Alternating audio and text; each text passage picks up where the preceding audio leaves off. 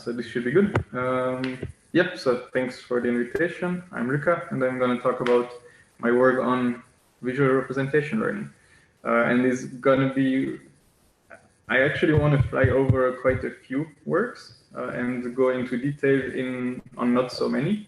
But then if you want to know more details, always feel free to ask.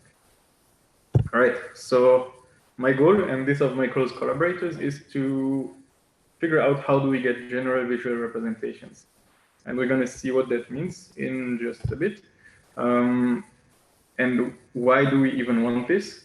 So the idea or the hope is that if we have some kind of good and general visual representation in a system, meaning it understands the visual world somewhat well, then in principle, any task that has visual input, like which is almost all the tasks that we humans do, should be much easier to learn because we understand what we see in the task, right? And like this is the short-term or abstract goal, and in the midterm, I don't know, let's say a decade from now or so, what I wish that exists and what I want to contribute to is that we can have some robots. It doesn't need to be like pretty robots like in the movie or whatnot. It can be an ugly arm, whatnot.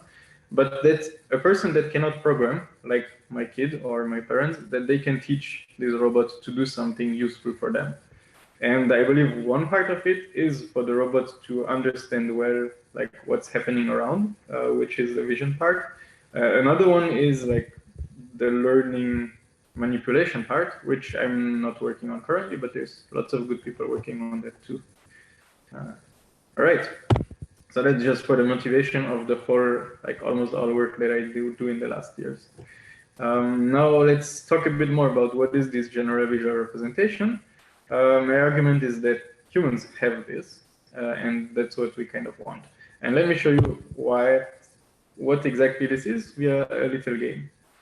So here we have, I show you 5 pictures of 3 classes each. And I say, okay, these 5 first are class A, the 5 next are class B, the 5 next are class C.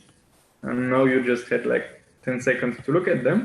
And I show you a new one and ask you, what class is this? And I'm pretty sure almost all of you are now going to immediately answer, this is class A, it's obvious, come on. Next one, which is now pictures that we see less often in our life. You could argue, okay, flowers we have seen millions of times in our life, so it's easy. These are satellite images that you kind of rarely see in your life, right? However, still, same story. Class A, 5 pictures, class B, 5 pictures, class C, 5 pictures, and I show you a new one.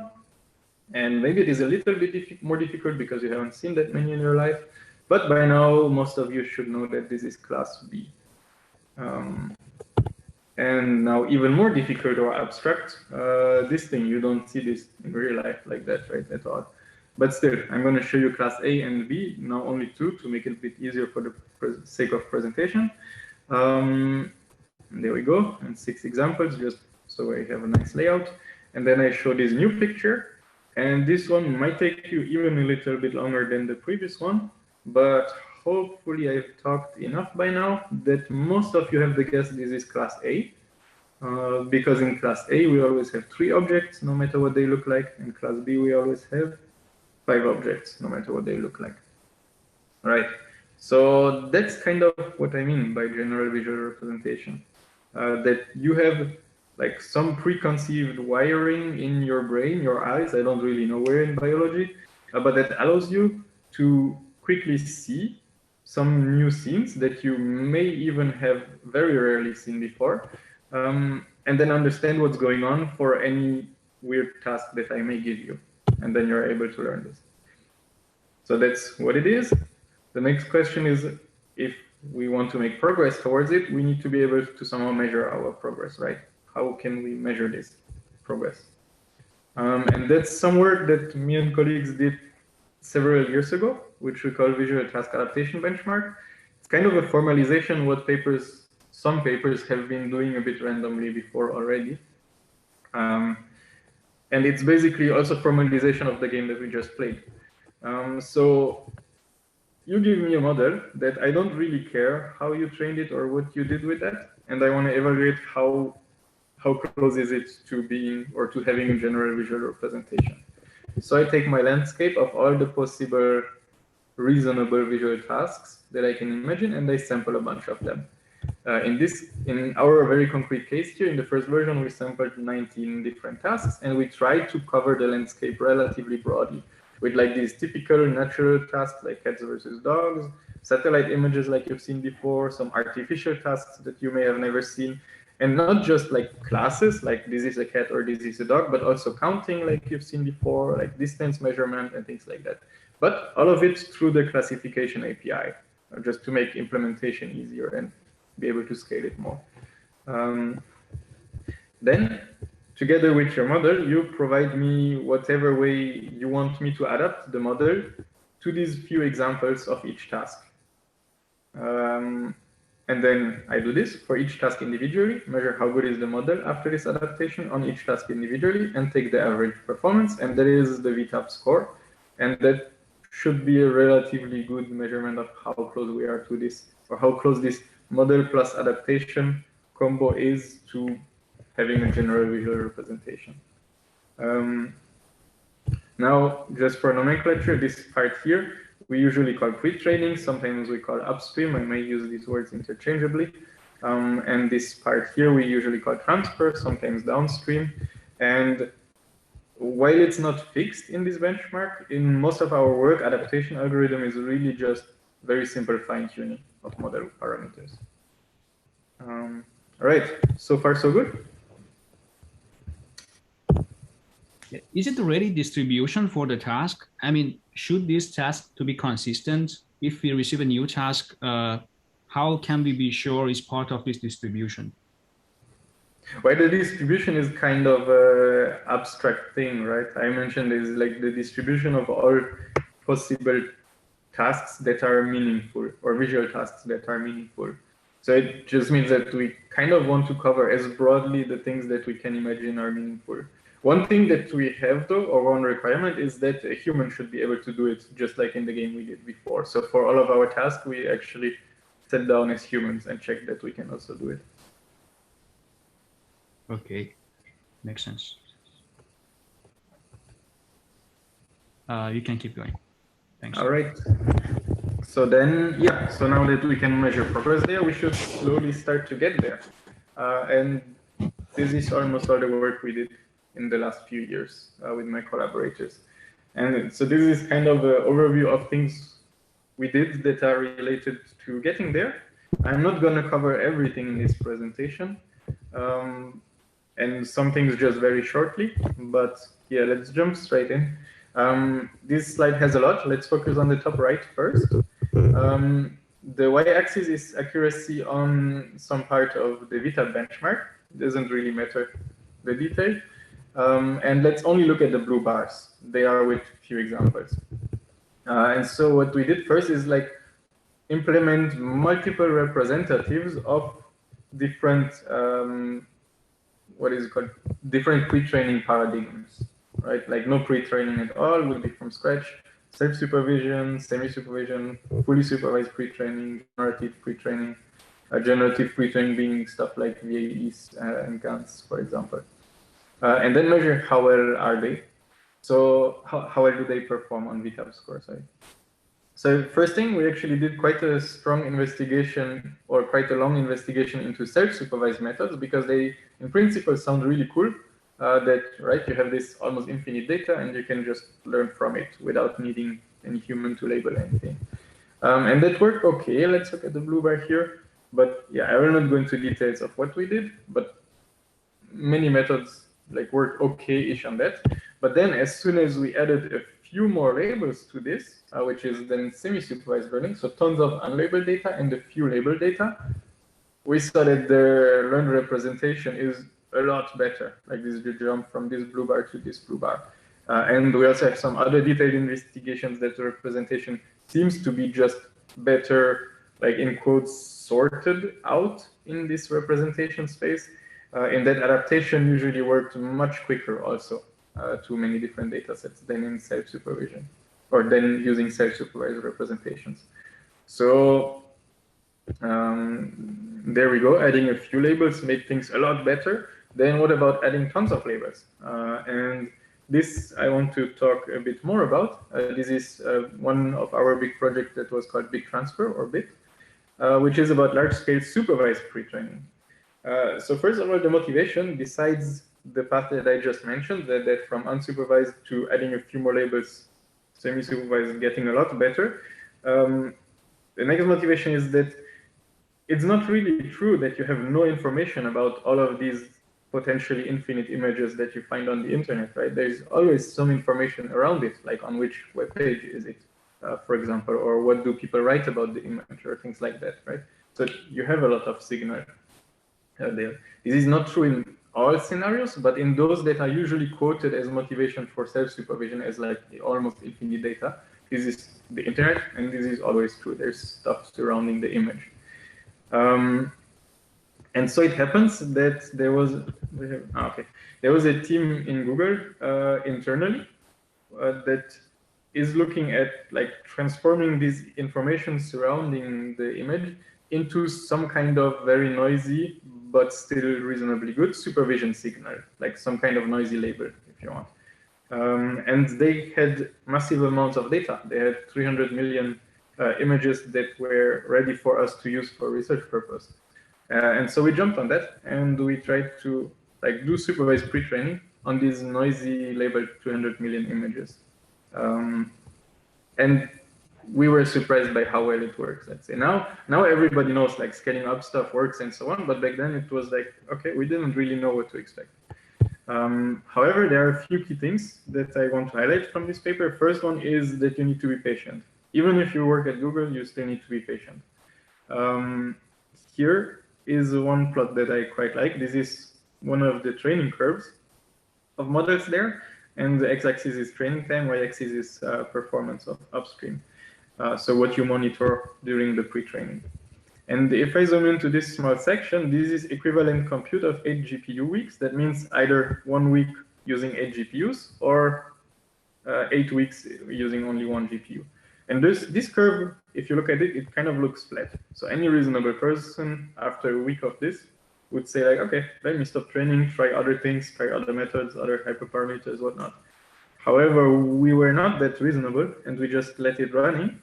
And after, what is it, 30 times longer? Oh, no, sorry, 4 or 5 times longer, like 8 GPU months, this exact same location, actually now you can clearly see that, no, it looked a bit flat, but it actually keeps increasing. And so there was one kind of annoying lesson that we took, is that you actually really need to be patient if you want to do large-scale pre-training. The second one is that you need, in order to get benefit from large-scale pre-training, you need to scale up everything, not just one part. And in this paper, so these bit models, they were slightly modified ResNet models. And I want to highlight something here. This x-axis shows how much data we pre-trained on. This 1.3 million images is ImageNet, and then there is an ImageNet variant with more, 14 million images, and then this internal 300 million image data set. And if you take the standard model that everybody uses and use ResNet 50, and you train it on more data, while being patient, you do get a benefit. However, if you train on even more data while still being patient, you don't see a benefit anymore. And this is not only us in this experiment, but many people we talked to had this experience also, when they said, we replaced our ImageNet pre-trained ResNet 50 with like this data set is called JFT, with a JFT pre-trained ResNet 50, and didn't really see much win, so we just stick to ImageNet or things like that. Yeah, so this is a frequent problem. And what we found out, which again in hindsight it's nowadays obvious, is that to make use of this more data, you actually need to also make the model larger. And only when we have this gigantic ResNet do we see like it keeps improving as we throw more data at it. So being patient and scaling up all dimensions together is actually key to getting good results for large-scale supervised pre-training. And once you do that, you get a lot of benefits. And actually, like again, here we were surprised by just how many things that we didn't even think of initially, we just got for free out of this. One thing is that these large pre-trained models are really good at few-shot learning, actually. Here on the x-axis, to the right, we get larger models. Y-axis is accuracy on some few-shot task. What is this? 5 examples per class C for 100, but we had many tasks, and it almost always looks like this. The 3 different curves are the models, how large a data set they were pre-trained on. So ImageNet, ImageNet 21K, and JFT. And what you see is that really once you use the largest amount of data and scale the model up to the largest size, you get a ton better at few-shot learning than with the standard data set sizes that were used for pre-training before. Even there, scaling up doesn't seem to help at all, right? Scaling up the model size. So that's a cool news. Another cool news that we didn't really expect is robustness. These large pre-trained models, like large-scale supervised pre-trained models, are super robust, actually. There's this ObjectNet dataset, which is designed to test robustness to like real-world out-of-distribution crazy things of ImageNet models. For example, it has things like chairs lying on the floor in the bathroom, like context that you don't usually see, this office chair, actually. And here the crosses are various different models that existed before in the literature that were typically also, they can be quite large. X-axis is again size of the model. And then again, we have these 3 curves from our models, and Y-axis is like ObjectNet accuracy, which is kind of supposed to mean how robust the model is. And again, you see, only with large amount of data and large model, you get huge gains in robustness compared to anything before. So yeah, this was a project, Big Transfer, which was kind of a revelation to us, which is like, okay, we should really seriously look at this large-scale pre-training, scaling up models, scaling up data. It gives us a lot of nice things. And there were a few other follow-up papers, more specifically looking at things like robustness, calibration, and so on.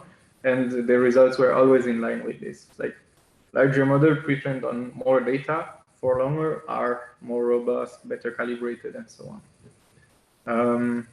Hello? So, yep. Can I ask a question? So my question is that, did you also, for self-supervised and semi-supervised models, did you also allow it as long training, and did you see the same improvement after a week or so, or it was just for the case of supervised that you had this improvement? Yeah, for supervised, it's much stronger. We also trained for quite long. I mean, we really believed ourselves like fully in this self-supervised and then semi-supervised approach. It was not half-assed thing, right? And we also wrote papers about what we did there. And specifically for self-supervised, you actually need to pre-train much longer than for supervised usually. This was, the self-supervised was a few years ago, like before Simpler, MoCo, and so on. But even if you look at Simpler, MoCo papers and so on, they do this self-supervised pre-training for very, very long. So it's like not really encouraging. Okay, but do you know if they specifically see this kind of jump improvement after a week or so, or it was more like a smooth improvement? Sorry, the sudden jump here Yes. actually coincides with learning rate schedule changes. Back then we were using like staircase learning rate schedule, you know, where you keep it constant and then after a while you reduce the learning rate and then you get this jump. Okay, so it can happen in all setups, right? Basically, it's not just about supervised. Yeah. And nowadays people don't use this staircase schedule anymore. Like if you look at the ResNet paper itself, it also has these jumps because it also uses the staircase schedule. Nowadays people use like cosine or linear or whatnot schedules that are more continuous, then you don't see the jumps, but the curve is like follows the same trajectory. Okay, thank you. Yep. All right. So, right. And one cool thing is that that convinced us even more on this leaderboard of ImageNet score, after a long period of stagnation and nothing improving, even though there being tons of attempts, is actually did improve things, like not dramatically, but still. So that was quite a nice, yet another motivation. And then let's skip this. All right, this is somewhat important side note.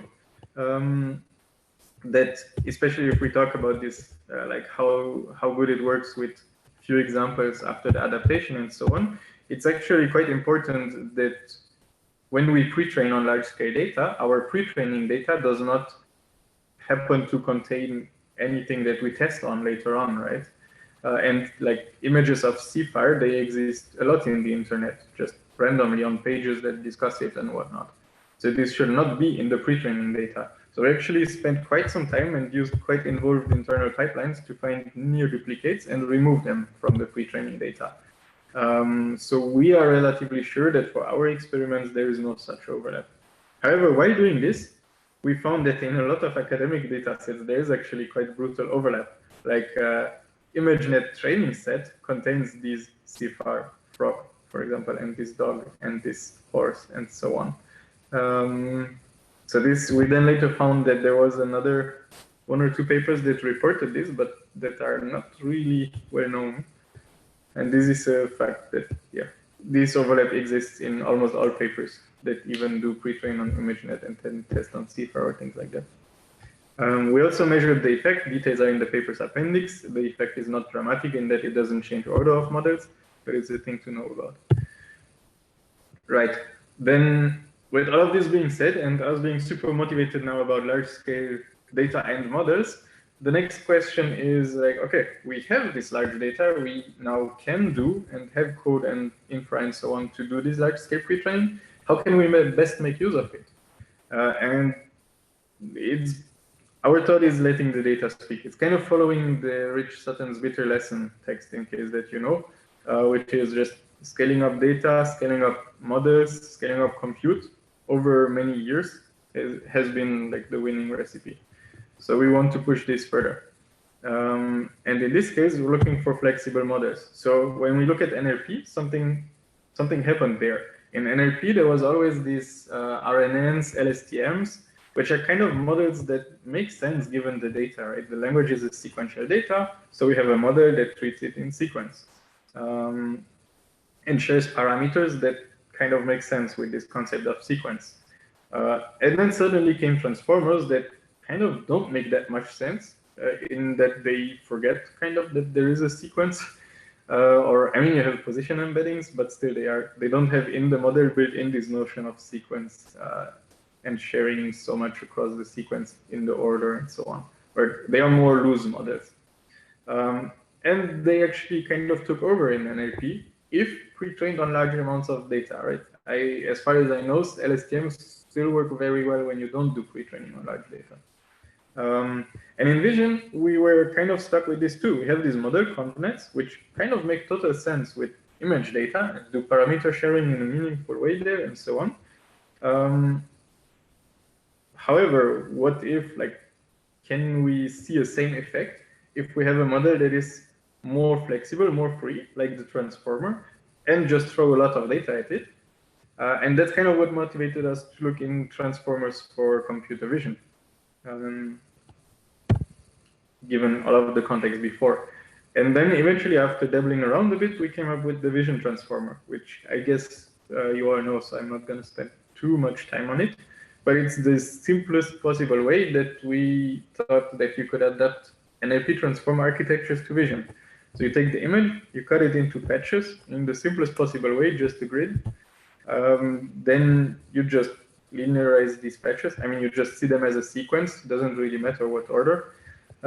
You project them into some embedding space, and then you have tokens. And these tokens are what corresponds to the words or sub-sentence tokens or whatnot that you have in NLP.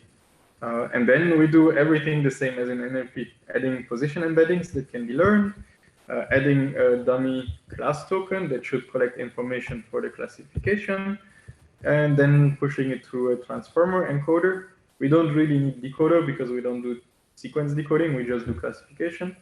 And then you have a little head that reads out whatever this class token collected for information, transforms it a little bit, and classifies it into one of the classes. So this was, in our mind, the simplest possible way to adapt transform architecture for computer vision. And if you throw a lot of data at it, it works really well. And this is a big if. So this plot is one of those that we have seen before, I believe, in the bit. apart, and this gray zone area is how performs the different bit or the different ResNet models. And again, x-axis is data set size, y-axis is accuracy, and now the bubbles are VisionTransformer models. And as you can see on little data, they are quite a lot worse. I mean, little in quotes, in relatively little. They are quite a lot worse than the ResNet models, right? None of the transformer models, no matter if large or small, outperforms ResNet models. But almost all ResNet models outperform the transformer models. However, as you increase data, it gets better and better. And with large amounts of data, this VisionTransformer actually outperforms the largest ResNet on this large amount of data. And this might seem like a small outperforming here, but it's at the very high end of accuracy on ImageNet. And this ResNet model is super massive. It was gigantic and a huge pain to train. And this VisionTransformer model is quite large, but it was much easier to scale up. So that gave us a lot of motivation for VisionTransformers in this regime of large-scale supervised pre-training. It does not motivate too much using transformers on little amounts of data. And then we did another bit more controlled study without switching data sets and so on, but all keeping the same data sets, but different amount of samples for it, and do like proper validation, set early stopping and so on, do everything properly. And we do this for bit models, which are these slightly modified ResNets in gray. And let's only look at the top two curves, actually. The dark gray is a large-ish ResNet, and the light blue is a large-ish VisionTransformer. And again, as you see, on little data in all controlled experiments, it's quite a lot worse. But as you increase the amount of data, it seems to have much nicer scaling properties. All right, so that's the motivation for VisionTransformers. And then again, it allowed to make a jump in this like major vision benchmark that I guess you know.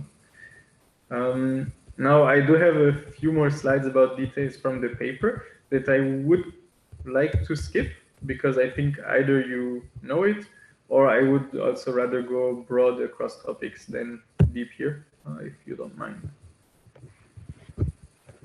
And I need to check the time in case there's any questions here. All right, no questions. Yeah, I guess it was nothing really new for you. Let's jump to the next topic. Yeah, this one I also would like to just cover briefly and then spend a bit more time on other things. So, as I mentioned, like this looks super promising for scaling up, and these VisionTransformers seem to have nicer scaling properties than ResNets, at least how we tried them. And they were just also nicer to handle, like code-wise, compute-wise, and so on, to scale them up. So we went all in, and we were like, okay, let's scale it as far as we possibly can. And that's how we got to bit G. G can mean like giant, ginormous, grand, whatever you want. That means really big. And that gave quite another boost on this benchmark. And as you see, again, there were like tons of attempts that were getting maybe slightly better, but this gives quite a nice jump. So how do we scale things up? First of all, we went back to this team that does this data set, and they have many different data set variants for different purpose and so on, all internal. But we asked them, do you also have more images? We want to like push this scaling up to the limit. And then they gave us this 3 billion variant of similar data set. So with 10 times more images. So that was great. So we used that for experiments. And that just by itself improves things a bit, but it's not the main point here.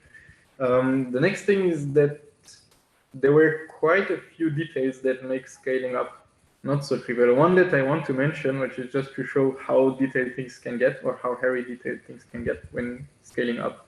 The title of the VisionTransformer paper is an image is worth 16 by 16 words. So 16 by 16 words is these tokens. There's 256 of them. It's fantastic. TPUs, which we always use for compute, they are really happy about this. They really like multiple of 128 in all kinds of shapes of arrays that you get.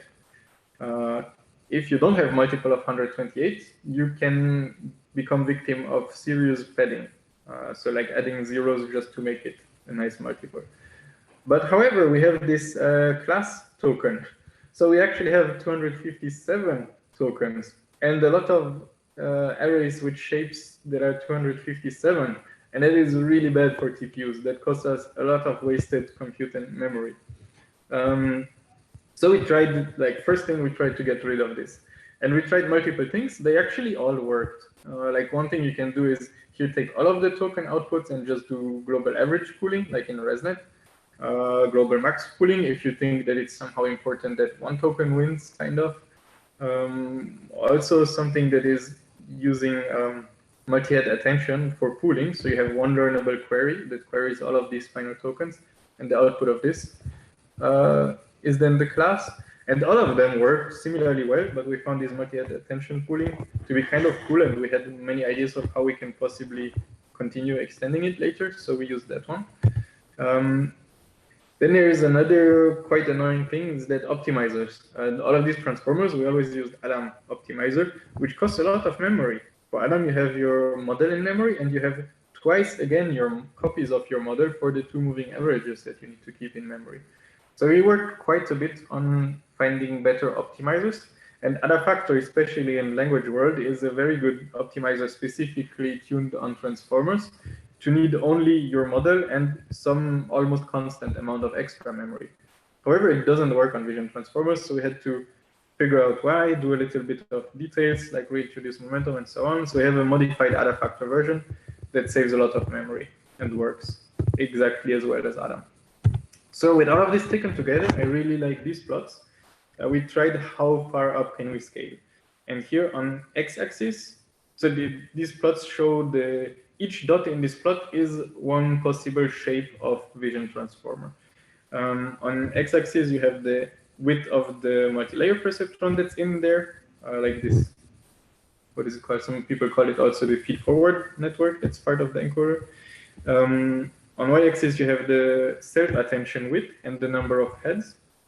And then the different plots are different depth, like different amounts of encoder layers. And in orange is basically what sizes fit into memory of the TPUs that we have using the exact original recipe. And here are shown two of the models that we used in the original paper. Then if we introduce all of the, like, I'm going to ignore the green one, it's an intermediate thing, but if we introduce all of the savings that we figured out in this paper, we can train models or fit models into memory of the size covered by the blue area, plus green, plus orange. And so we went all the way, boom, scaled for this one, because in the appendix of the original paper, we have some controlled experiments showing what seems best to scale, what dimensions, and the TLDR is all dimensions the same, seems to be best. So we go diagonally when scaling up, and boom, we use this one, and we say, okay, this is with G. And then we train that on these huge amounts of data. I'm gonna skip a few other details. Yeah, this one is cool, actually. Yeah, so one other thing that we figure out here, before jumping to the results of this, is when you're in this setting that we are always in, that you have this pre-training, that you actually don't really care about how well you perform on this pre-training task. You just want to get out of it a good representation that then works well on lots of downstream tasks, right? Or that transfers well to many tasks. So one thing we found out is that you can give much higher weight decay to the head, like the classifier of the model during pre-training. That makes your pre-training performance much worse. However, it makes your transfer performance much better.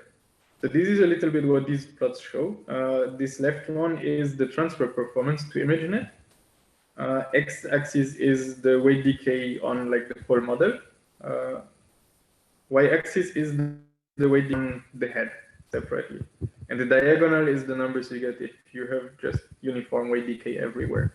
And what you can see is like you want low weight decay on the model because we have massive amounts of data, so not need for too much regularization. But high weight decay on the head performs really well in transfer. And then the right-hand side shows this exact same thing, but what score did it get during pre-training on the upstream task? And you can see that if you just look at the pre-training performance, it looks like you want low weight decay on the head too. But then this transfers less well. We don't fully understand the theory of why this is, but our hypothesis is it's like similar to SVMs, where increasing weight decay kind of tries to increase the margin between classes. And so we learn a representation that has larger margin between classes, and that should be then able to transfer better. But it is very hand-wavy intuition for this. I think that's a pretty cool insight in this paper. It is somewhat unrelated to the scaling. Yeah, and taking these things together, the scaling up much further, and this head weight decay, we actually get really good a model or that has, we believe, really good visual representation. Here's an example of ImageNet accuracy, like transferring to ImageNet. If we use 10 examples per class only, which is much smaller, that's 10,000 examples, much smaller than the whole data set, we actually get 85% top one accuracy, which is really good. And for reference, there's like 2 recent popular self-supervised methods, what they get. Yeah, so that was really good. And also just in full transfer learning, it works well across many tasks again. And also on this VTab, it has a new record. So that seems like good progress again. Then, yeah, this is just a side note. We verified that these scaling laws that have been shown in NLP models, that, yeah, they exist in VisionTransformers too. Just meaning that scaling seems to follow a regular pattern, basically. And yeah, that's where it stops from scaling up VisionTransformers. Maybe before I move on, you have some questions there. If not, then I can move on. Right, so yeah, maybe even more. Yep. Because we have a question from the Robert. Yes, please. Do you have a reason that the VisionTransformer don't perform well when the data set is like smaller? Like ImageNet. Yeah. Yeah. I think the reason is exactly our motivation to try it in the first place, right? The model has less, how to say, it has less of an idea of what an image even is, right? Or it has less inductive bias built into the architecture.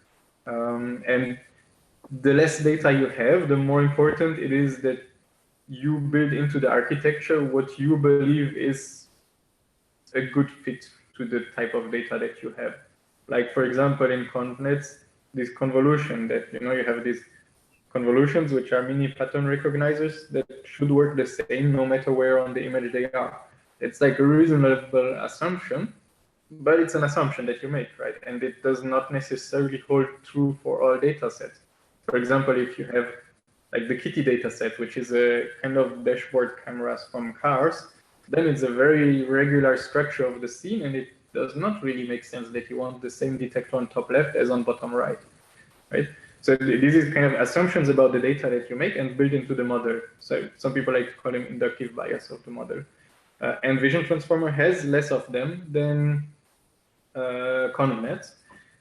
And so I would expect it to work less well when you don't have much data. But hopefully it would work better, and we saw that it does, when you have a lot of data, because then you engineer less into the model and let it figure out from the data more, like what matters actually and what not. I just want to add, I just read another article recently from Norwich 2021. Mm-hmm. It mentioned that CNN compared to ViT basically more texture biased. That's why it works better on ImageNet compared to ViT. Okay, thank you. Yes, do we have more questions? Yes, we have some questions, please. Let me check. Yes, Andrew. Yeah. Could you go to the slide back? And yeah, this one. The next one. With the ImageNet performance and comparison with SimClear. So am I right that your visual transformer was trained on a 3 billion data set there, or? Yeah. Okay. I just wonder, like, if it could be the case that the test images of ImageNet were in your data set, and if you trained, say, SimClear on the test data set as well, would it perform similarly? Yeah. I would say very, very, very likely they were not. And the train images were not either, because we do this, oh, it's far ago already, but that's why I specifically called out, we do this deduplication. And we actually do this pretty seriously. Like there's a really good and involved internal pipeline that does this, and we look through the results again and see, like, does it all look reasonable? Where some other papers, like actually, which paper was it? I don't remember if CLIP or GPT-3. I think CLIP. They also discuss about this, but actually mention they don't do it. So for here, the thing is, if we would not do the deduplication, we would just pull ourselves, right? We would look much better, but actually there would not be progress because it's just remembering the train set. So whenever we do this large-scale pre-training, we remove all the test images from all the data sets that we believe we will want to test the models on, and also all the train images from these data sets too. And of course, this, even though it's involved pipeline, right, it's not going to be 100% perfect. And so maybe there is a small handful of images still there, but not the whole 50,000, which is the validation set. Yeah, I see. Thank you. Yeah, it just would be interesting, you know, to see, like, if you train SimClear, say, on test, it will show you maximum you could achieve with this kind of method. I agree. This would be an interesting experiment. It should be in the SimClear paper, but it's not. I agree. So we have another question from Tom John, please. Hi, I would like to ask a kind of practical problem, as I noticed that in, I think in different architectures such as VIT or some others, I think from Kai Ming's self-supervised learning paper, you guys choose to use different optimizer. Some of you use Lars, or some of you use LAM, and some of you use ADAMW. I would like to hear some opinion about how to pick this optimizer in different tasks with different architectures. Yeah. I mean, basically find one that works and then use that. There is the concern of how much extra memory they use that I briefly mentioned here. I didn't want to go into too much detail, but like Adam is really bad that it triples your memory usage. If you want to go large scale, that's a negative. Then personally, I quite like SGD momentum because it's just very simple and you can kind of almost understand what it's doing. And we also did train VisionTransformers with SGD momentum, and they also worked well actually.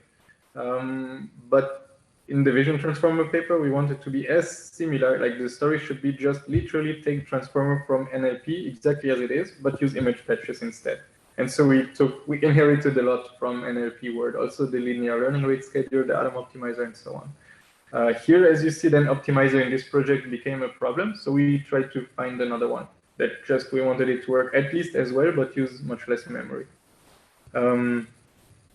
Then there's the concern, if you have really large batch size, some optimizers are unstable, which I think is not really the case, but they might be more sensitive to finding the right learning rate and the right amount of weight decay.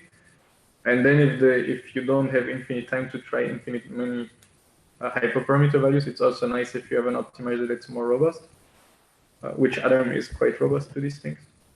Yeah, I don't know if I really answered your question well, but that's my thoughts on optimism. Yeah. Since you said you used the SGD with momentum, right? So have you added the Lars or LAM, the optimizer, on that? I didn't in my trials. Sometimes we did try, but we never saw like clear benefits from it, so we never stuck with it. Okay. Like basically, these are, if I remember correctly, the main motivations for them is to make training work with large batch sizes. But we found that if we just do gradient clipping, which we do in all our papers, then just regular optimizers work equally well with large batch size. Okay, cool. So you did use gradient clips, right? Yeah. Okay. Yeah. So in all the projects. Okay, so the norm you set is 1, or you set different exactly. norm? You take all your parameters, just flatten them, and say if norm is larger than 1, then scale it down such that norm is 1. Okay, understood. Okay, thanks. Yep. All right. Not too much time left, so I would like to jump ahead. Actually, I believe that mixer model you probably also have read about already, or most of you. So I would like to skip that. And another project we did is how to train your VIT, which is looking more in detail in like, okay, what if you want to train a vision transformer for whatever reason, but have less data? I also want to skip the slides for it and just give you the TLDR. If you have really little data, then there is almost no hope in training vision transformers from scratch, no matter how much you regularize and augment things and so on. It's much better to use a pre-trained checkpoint that was pre-trained on large amounts of data and then transfer it, even if the task you transfer it to doesn't seem to have anything to do with the pre-trained data. That works much better, is much cheaper. So if you can do this, if you have like mid-size amounts of data like ImageNet or ImageNet 21K, and add just the right amount of augmentation and regularizations being things like dropout, stochastic depth, augmentations being things like rand augment and mix up, is relatively simple to add to the training loop. Then you can get models that are equally good, then about an order of magnitude more data. So with ImageNet, regular one, we get models that are as good as those trained on ImageNet 21K. And with ImageNet 21K, we get vision transformers that are as good as those trained with the JFT 300 million data set. And we released, the cool thing about this project is we trained tons of vision transformers of all kind of sizes, regularizations, data set, and so on, and we put them all online to download. So if you want to do like some kind of analysis, investigation, that's good. Or if you just want the good pre-trained checkpoint, that's good too. But yeah, that's just what I quickly want to say about this. But since here we are specifically in computer vision reading group, I want to spend more time on the last two papers. Let me first do the distillation because it's more recent, but then if we have time, I want to also talk about our investigation on whether we are done with ImageNet or not, and what I think about it. But yeah, let's first jump to the. I really want to talk about that one. There we go. So this was a project that ran for quite a long time and also covered Amelie and Larissa, which were two interns over different periods of time and contributed a lot. So one thing we noticed is that, remember this picture, right? In the last few years, all we have been preaching is, wow, you get really good models if you do large models and pre-train on large data. And specifically, small models pre-trained on large data, like this here, don't really help you much. So like there's almost no point in doing this. However, a few years later, we look at the download statistics of these big transfer models, and let's say overall, we can see that the ResNet 50, the smallest of all the models, is by far the most downloaded one. So even though, and we have similar cases internally in Google, like when other people for other research projects like look at these bit models, they always look at the ResNet 50 mostly. And that was quite annoying for us because our whole point is if you're pre-training on large data, you need to increase the model size too, or you get almost no benefit. So we wanted to do something about it, and we see that people really want small models. Okay, can we figure out how to get the benefits of these large models into small models like ResNet 50 that everybody wants to use? And we explored quite a few directions and eventually settled on distillation. And distillation, I think everybody kind of knows it, or at least knows it in this way, that in distillation, you have your teacher model that is large and clumsy and has a lot of good information, and you have your student model that you want to learn from the teacher. And the teacher model, you use the predictions, like the whole output distribution of the teacher model in order to supervise the student model. And is it written here? And in the original distillation paper, this is also called like the dark knowledge of the teacher model is distilled into the student model, and maybe it has some regularization properties and so on and so forth. But it's basically a richer supervision signal for your student model. And we eventually settled on, nope, we prefer another interpretation of distillation. It's the same method, but different view on it, which we see as function matching. You have two functions in the abstract input space of images. You have the teacher function and the student function, mapping images to predictions. And you would like the student function to replicate the function that the teacher represents, right? But with a smaller model. That is the goal that we want when we do distillation, at least for model compression. So this, just changing this perspective on distillation actually leads to a few design choices that turn out to be really important. So let me go through them with pictures. So this is this function mapping perspective. You have an image that you give to student and teacher, and you want to match their outputs for this input. And what's typically done, so here is the logit space of the student and logit space of the teacher. So output space is what these maps represent. And what you typically do in distillation is you have these teacher predictions, and you want to give the teacher the best possible view on the image, right? So you give him the whole image to the teacher. Sometimes you do this like 10 crop augmentation at test time to get even better predictions from the teacher. So you want really high quality predictions for each image. But for each image, you have one prediction from the teacher. And then you have the student where you want it to regularize it as well as possible. So you do random crops, random augmentations of it, and it should always predict this one really good prediction from the really good teacher. So this is what you're actually asking to do. You're not asking to map functions identically, but you're asking this student with random views surrounding the full image to always map to this same output of the teacher. And this is what almost everybody does in distillation.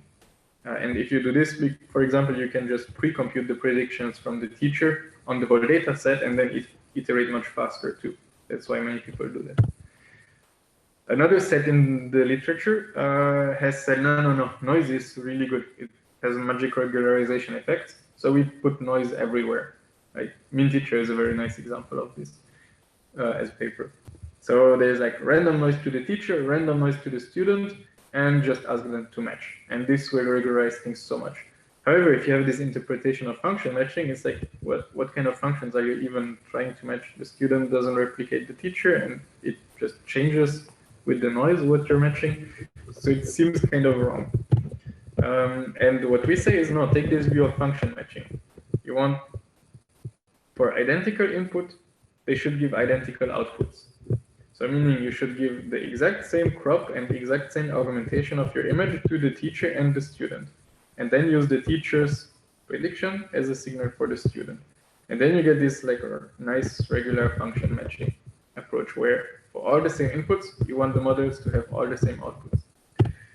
And then you can think a bit further, and if this is the abstract space and the dots are your images, and then with random crops you get stuff like nearby, ideally you want to match the functions to be the same everywhere, such that in principle they generalize in the same way everywhere. So you need to somehow fill this space or sample between the images. And if I say sample between the images, what comes to mind? Stuff like mix-up or cut mix or similar things, right? So we say, okay, let's also fill the space via some method, and we like mix-up. It's very simple, so we just say, okay, also use mix-up. And then again, like say mixed up a crop of the image given to the teacher and student. And this is how we suggest people should do distillation. We're not saying this is completely novel. It might be that someone somewhere has been doing this, but we never saw any concrete write-up about it. And almost always, when we dig into the code base, people do the left-hand part. So then in this paper, we basically extensively show through like tons of experiments that this is the way you want to go if you want to distill large model into a small one. And we test this on many data sets and so on. Let me see, because I don't have too much time. Yeah. Oh, okay, this one briefly. So here we have, it's using the same color coding as this motivation image, with the black being the fixed teacher, the red one being noise everywhere, the blue one being like consistent matching, and the green one being consistent plus filling the space in between, like for example mix-up. So we do extensive experiments with a lot of hyperparameter tuning for hyperparameters that we kind of want to have the influence gone, like learning rate, weight decay, and things, temperature for distillation, and things like that. So we believe we find the optimal values for all of these in all settings. And what you can see here, let's look at the right-hand side only. This is how good is the student on this data set, which is 1 out of 4 that we do this on. And the curves are different strategies of distillation. The black one being what basically everyone does, the fixed teacher. So that's, you get reasonable student, right? 70% is not nothing. This data set, I think, has like 100 categories or so. So 70% on that is good. However, if you do the consistent inputs, then you get, boom, more than 10% increase. And then if you also fill in the space with mix-up and so on, you get massive increase again. So here, the student is actually really good and reaches the teacher. Another thing to note here, it's even more, so, and this was consistent across 4 different data sets that we tried this. And another thing that we can maybe see here, yeah. No, let me stay at this plot here first. So here's the training loss. And you can see that in these green curves, we actually do not overfit at all, right? The training loss stays high throughout because we're asking to a very complex task, which is to match this very fancy, complex, big teacher model everywhere in the input space of this data set and in between for the student model. And this data set only has 1,000 training images.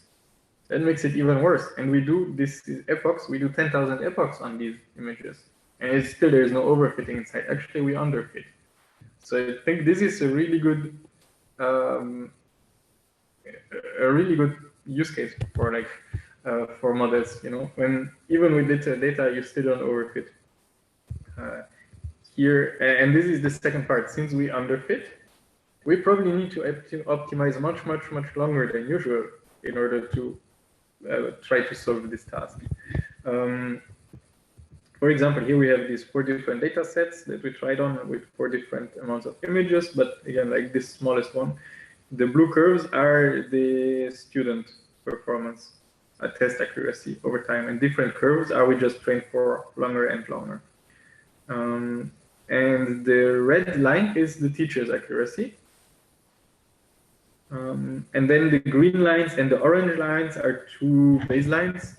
Orange ones are training from scratch on this data set, and green one is doing this transfer learning that we've always mentioned before, right? So in this case, we take a bit model that is same architecture as the student that has been pre-trained on a lot of data, and then it's transferred. So yeah, like the thing that we always say, transfer learning is much better than from scratch. We see it everywhere. Green lines are above orange ones. There are many lines because we did try to tune these things well to these baselines. However, with this distillation, if we do the consistent view thing, and or we call it function matching when we have consistent views and fill in the space in between on the input side. And then if you are patient, x-axis is running for lots of epochs, then we were on these 4 data sets, we were always able to match the teacher performance with distillation in this setting, whereas we were not able to do this with pre-training or training from scratch. And then, yeah, let's see. I think, yeah, this one is pretty nice, also just because it's ImageNet, and people have a better feeling of what numbers mean on ImageNet than on these data sets. Here we have, again, same color coding as usual. This black one is if we do the fixed teacher, where we can pre-compute the predictions, and we can even do like 10 crop test time augmentation on the teacher to make it an even better teacher and so on. And x-axis is for how long we train. And you can see if we do this, there seems to be improvements from training longer and distilling with the fixed teacher. However, after a while, we still overfit because we just have these 1 million points in input space where we want the student and teacher function to match, right? And everything in between is whatever. But if we do green or blue line, consistent teaching function matching, then actually it seems that we never overfit. and we trained for a ridiculously long time. This is almost 10,000 epochs on ImageNet, which is completely crazy. We were very grateful that we were able to do this. And still, there seems to be no end to improvement. It does plateau a little bit, not really plateau, it slows down the improvement.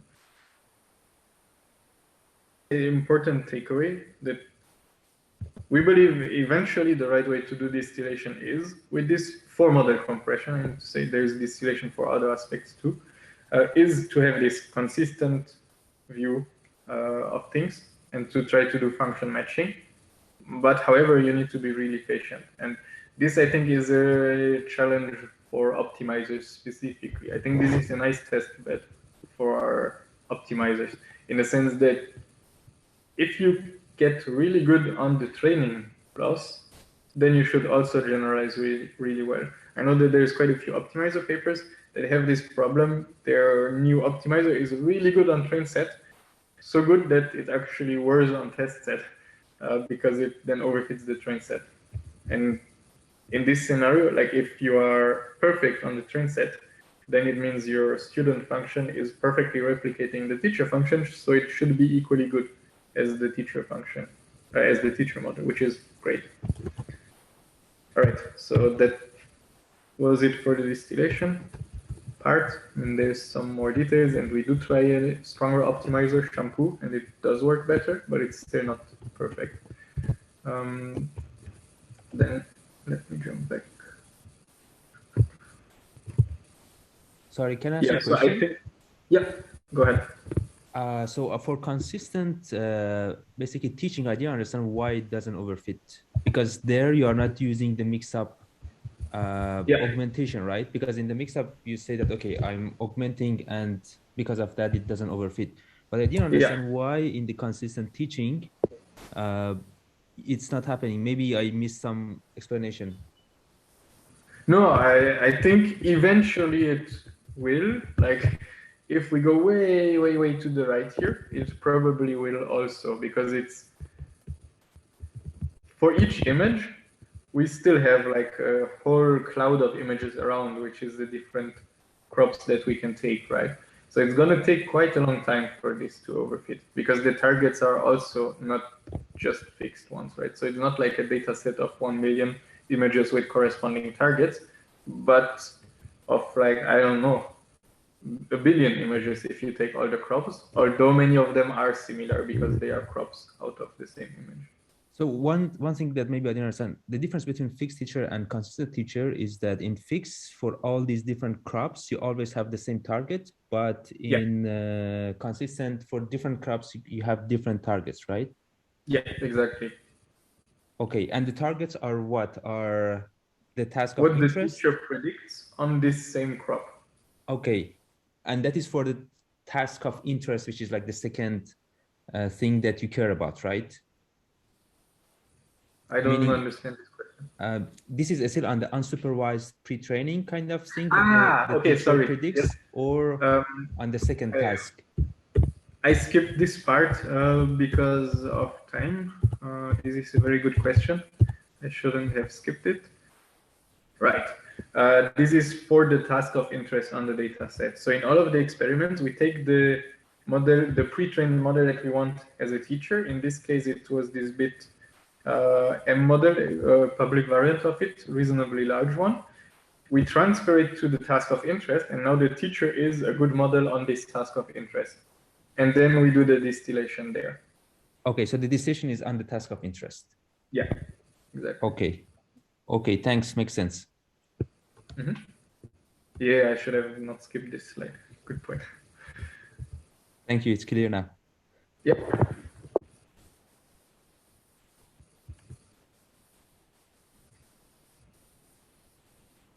Then, yeah, I think we just have 7 minutes. It doesn't make sense that I jump into another one, I guess. We can just, we can maybe brief this part. We have 10 minutes, so. Okay. If you want. Yeah, then are we done with ImageNet? I'm gonna not go into so many details. Yeah, I do want to have this motivation slide though, because this is, to me, it was kind of shocking. So after we had this success with the big transfer, this initial one, we actually took a closer look and played around with the model, like all of us separately in collabs and so on, and just get a feel of it. What does it actually mean to have such a good model? And so here are images from the ImageNet validation set.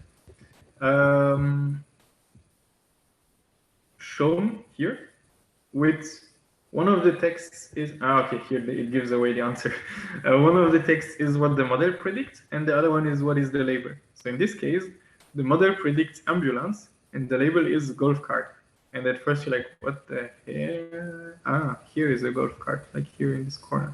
But it gets more ridiculous. Here, the model predicts dog. The label is actually paper towel. Like, what? And if you look really closely, I cannot zoom in here easily, but here on the ground, there is a paper towel lying around. Like, this is a validation image on the ImageNet data set. If your model does not say paper towel on this image, it gets a mistake. That's why we will never reach 100% on ImageNet. There is a few more that are less brutal, but these are not cherry picked, by the way. These are like in the first few batches what I found and was shocked. This one is perfume is the prediction of the model, pillow is the label. I think both are reasonable predictions to make here if you're forced to make one.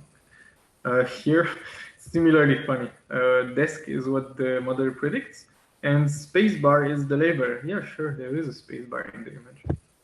And there were tons of such examples, and I didn't have to dig deep to find them. Then there were also quite a lot of labels or cases where they are both not wrong. Like here, there is actually a class notebook and a class laptop in ImageNet. These are two distinct classes. So here the model is treated as wrong for saying notebook when it's laptop. If you look at the training images, they are all just portable computers. Spacebar is the class. There we don't see the spacebar. There's something on top. The model says mouse, which is also reasonable. Cauliflower turtle, lotion versus sunscreen. I don't know if this is lotion or sunscreen. To me, both would be reasonable guesses. And then this one, honestly, I actually had to dig for such examples of where the model is clearly wrong and the prediction is stupid and the label is so much better. Like here, the model says seatbelt. You can see why it's saying it, but it's clearly wrong. There is obviously no seatbelt visible here.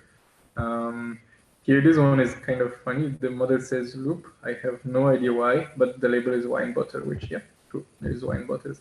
Here, the model cannot read, I guess. It thinks it's a barbershop, but it's a cinema. And this is a funny one. I have no idea why, but model thinks these are candles. But this is a dishwasher. It's not what I would expect as a dishwasher, but it is a type of dishwasher. Right. And so this was quite surprising to me. So we decided to make a whole project out of digging into these mistakes on ImageNet and seeing we try to estimate how many mistakes are really remaining and how many of it is just bad labels. And this is what led to this project, Are We Done with ImageNet? If you're interested in this kind of analysis, I would highly recommend checking the paper. In the abstract, we give the answer right away, although it's not a nice one. It's yes and no. So basically, we don't know yet, but we believe we are close to being done. And let me, for the remaining time, skip all of this. One of the taglines is, latest models are actually, according to human evaluation, humans prefer the labels that the latest models give to images than the original labels on the validation set. So our models nowadays are pretty good. We also tried in the remaining mistakes, in the things that are treated as mistake, we tried to get an estimate from using human raters of how many of these mistakes are actually mistakes and how many are not really mistakes. And if they are actually mistakes, what kind of mistakes are they? And yeah, let's skip the details. The details you can read in the paper. But the bottom line is that it seems that on actually doing very fine-grained classification, like dog breeds, but not these broad dog breeds that even a kid can differentiate, but things from, what is it? I don't know, I'm not dog expert, but there's like Welsh Terrier and Scotch Terrier or something like that. On these things, we don't know how the models perform because even humans don't agree at all on the labels. And my major, here we also propose a new set of labels that are correct most of the mistakes, except these super fine-grained ones that humans were not agreeing either. So I suggest that people usually use this, or also report this number that will allow us reporting this, like we call it real, reassessed labels, and the original labels accuracy. If both are reported, we can continue making plots and eventually notice when we are done with ImageNet or not. So I hope every paper does it. But then my practical takeaway is that we don't know how good are we on fine-grained classification, and we cannot know if the validation or test sets come from random humans labeling these things. I wish we had validation sets that are smaller, but where we really know this accurately measures what it's supposed to measure, and there's no noise. This would allow us to make even more progress. And on this note, I want to stop. Okay, thank you so much, Lucas. That was a great presentation. So maybe we can take some questions.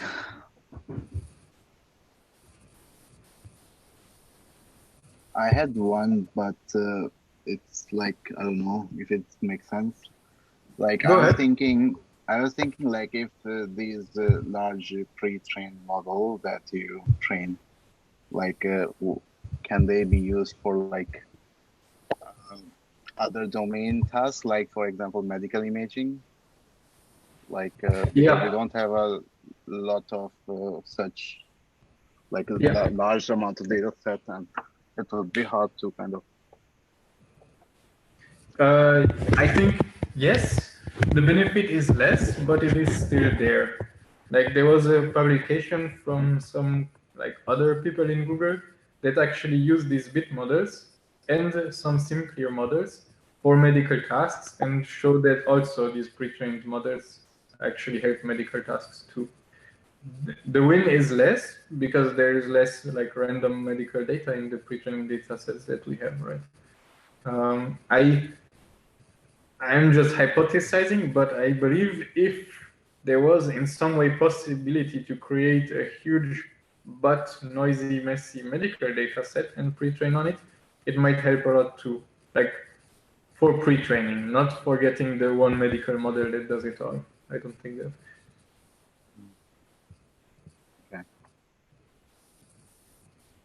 Someone asked, can we have your slides? I think not. I didn't ask for approval for that, but you do have the recording of the video, so that is fine. Yeah, maybe you can just check if it's possible to share the slides. That should be fine. I can check, but a priori, I don't know. I can check, but I cannot promise anything. Okay. So do we have more questions? I had a question from your MLP mixer, but since you didn't present. You can still ask. So your architecture was very simple and was interesting to me, but I didn't figure out what was the motivation of this work and why you try the parameters of the channels for the first mixture. Yeah. Because just you wanted to make it more efficient. Yeah, the motivation is the same as for transformer, but slide of the architecture we can discuss to make it more clear for the audience. I don't think I have a slide with the architecture. Maybe I do. The motivation first is the same as for looking into transformers, but even more. We wanted a model that's even less restricted, or even more has even more capacity. Yeah, if you see, I'm talking about the first mixture. Basically, you do tying parameters of the different channels. Yeah. I can understand the second one, which is similar to convolution because you want to be position invariant, kind of. Yeah. But the first one, I don't understand. You just want to make it more efficient, or is there any motivation behind that? Use the same parameters?